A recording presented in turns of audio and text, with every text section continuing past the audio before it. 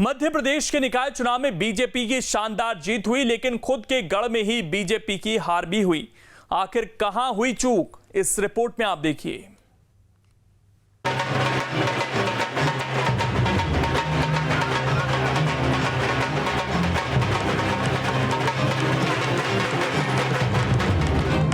ग्यारह में से 7 निगमों में बीजेपी की बाजी। ग्वालियर जैसे गढ़ में कैसे हुई सेंधमारी?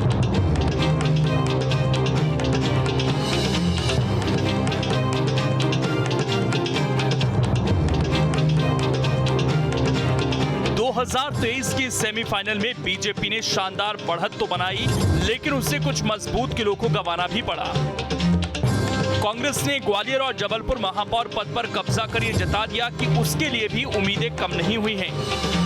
निकायों में जीत पार्टियों के लिए तो उपलब्धि है ही, उससे बड़ी कामयाबी 2 दिग्गजों के लिए है।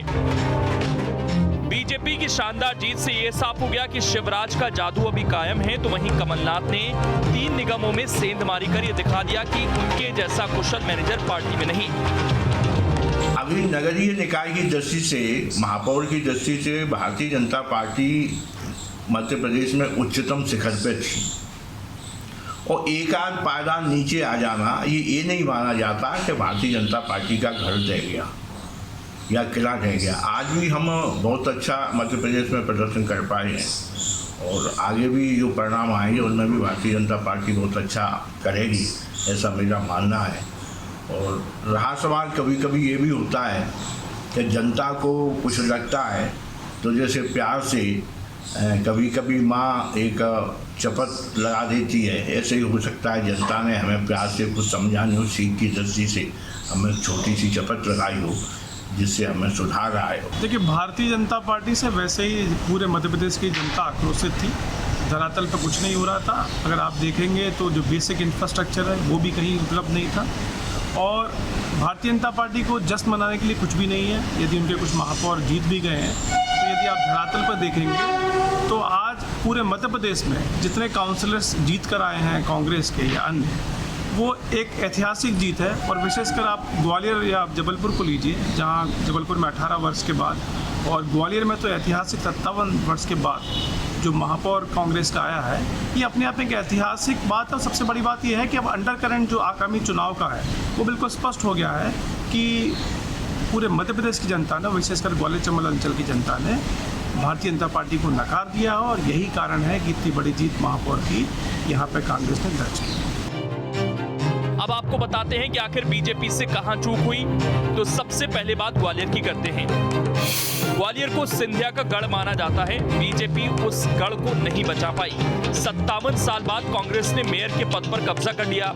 बीजेपी की प्रत्याशी नरेंद्र सिंह तोमर की समर्थक थी। सिंधिया माया सिंह के लिए टिकट चाहते थे, स्थानीय नेता ब्राह्मण उम्मीदवार चाहते थे। सिंधिया पर स्थानीय संगठन हावी रहा, इस वजह से पार्टी में भीतरघात की स्थिति बनी, जिससे सुमन शर्मा को हार का सामना करना पड़ा। अब बात जबलपुर की।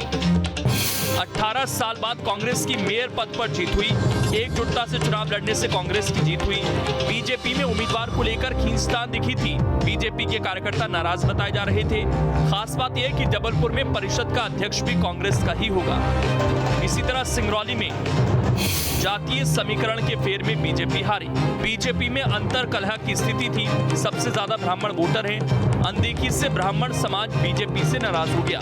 बीजेपी में भीतरघात की भी बात कही जा रही है, इससे आपको जीत का मौका मिला।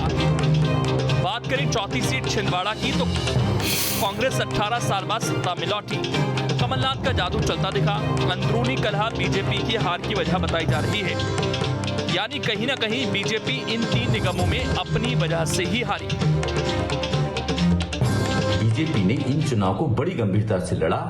कैंपेन में अपने बिग बिग्स को ठीक उस तरह से उतारा जैसे कि असेंबली का चुनाव पार्टी लड़ रही हो। फिर भी अपने कुछ किले जैसे ग्वालियर है, जबलपुर है इत्यादि को वो नहीं बचा पाई। इसके पीछे कहीं ना कहीं पार्टी के अंदर ये जो खींचतान बाहर तक आ गई, जिसके कारण पार्टी का मूल कार्यकर्ता नाराज हो गया और वोटर भी खिसक गया, जिसके कारण यहाँ एक बड़ी हार का सामना पार्टी को करना पड़ा। हालांकि जो बुरहानपुर और उज्जैन में जीत है वो भी बड़ी थिन मार्जिन से है। बुरहानपुर की जीत के पीछे सबसे बड़ा कारण EIN के कैंडिडेट के द्वारा 10,000 से अधिक वोट लेना भी है। तीसरी जो बात आती है वो सिंगरौली में आती है कि सिंगरौली में आपकी जीत ने कहीं ना कहीं न केवल भाजपा बल्कि कांग्रेस के लिए 2023 के असेंबली इलेक्शंस को ध्यान में रखते हुए एक अलार्मिंग बेल मानी जा सकती है।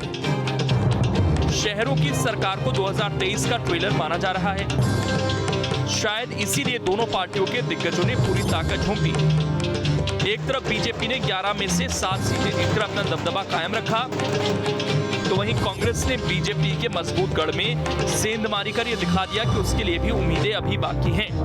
हालांकि कांग्रेस की जीत के लिए कमलनाथ को क्रेडिट दिया जा रहा है, लेकिन सच ये भी है कि इस बार भी कांग्रेस के दिग्गज एक होकर चुनाव लड़े थे और उसी वजह से ग्वालियर और जबलपुर जैसे निगमों में कांग्रेस को जीत मिली।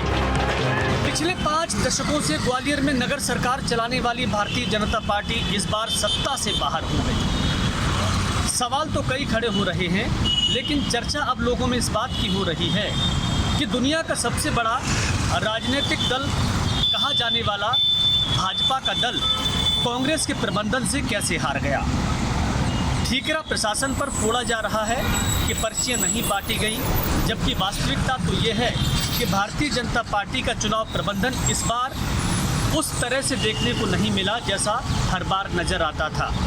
अब मंथन में जो भी निकले, लेकिन फिलहाल तो कांग्रेस की सत्ता नगर में है और भारतीय जनता पार्टी को इस बात का एहसास हो गया है कि कमियां पार्टी में जरूर रही हैं, जिसकी वजह से हार का सामना करना पड़ा है। Vinod Sharma, news state.